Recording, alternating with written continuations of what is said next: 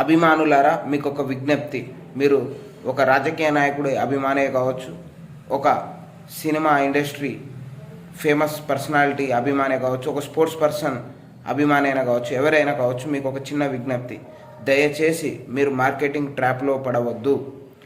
ఏ సభలోనైనా, ఏ మీటింగ్కైనా, ఏ ఫంక్షన్కైనా, ఏ ఒక్క హీరో అయినా, ఏ ఒక్క పొలిటీషియన్ అయినా సమయానికి రావడం మీరు చూసారా?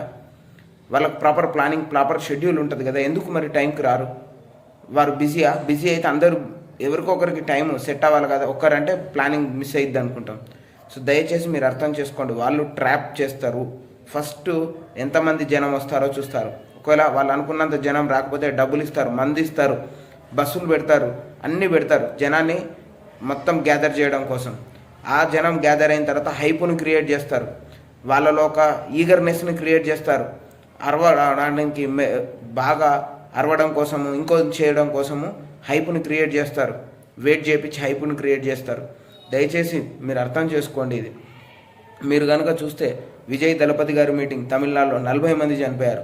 అంతకంటే ముందు పుష్ప 2, అంతకంటే ముందు కుంభమేళలో జరిగింది, రైల్వే స్టేషన్లో జరిగింది, ఆర్సీబీ విన్నది కావచ్చు. మరి ప్రాణాలు కోల్పోయేంత అభిమానం దయచేసి వద్దు. మీరు వెళ్ళేటప్పుడు ఏ మీటింగ్కి వెళ్ళినా దయచేసి అది ఆ ప్లేస్ ఎంత సేఫ్గా ఉందో చూడండి. పిల్లల్ని తీసుకెళ్ళొద్దు, ఆడవాళ్ళని తీసుకెళ్ళకూడదు. ఒకవేళ నిజంగా మీ వాళ్ళకి సదుద్దేశమే ఉండి మీటింగులు పెట్టాలంటే సిటీ నుంచి దూరంగా పెట్టాలి కదా. సిటీలో ఎంతమందికి ఇబ్బంది అవుతుందో తెలుసా? ఆఫీస్కి వెళ్ళే వాళ్ళు వెళ్ళలేరు, పిల్లలు స్కూల్ నుంచి వచ్చే వాళ్ళు రాలేరు, ఎవరైనా ఎమర్జెన్సీ ఉంది అంటే కనీసం హాస్పిటల్కి వెళ్ళలేము, traffic jams. So limited policing ఉంటుంది, ఎవరిని కంట్రోల్ చేయలేరు.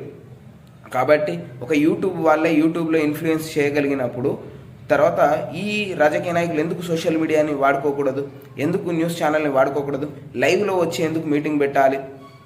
దయచేసి అర్థం చేసుకోండి. మీరు వెళ్ళేటప్పుడు మీ సేఫ్టీ చాలా ఇంపార్టెంట్.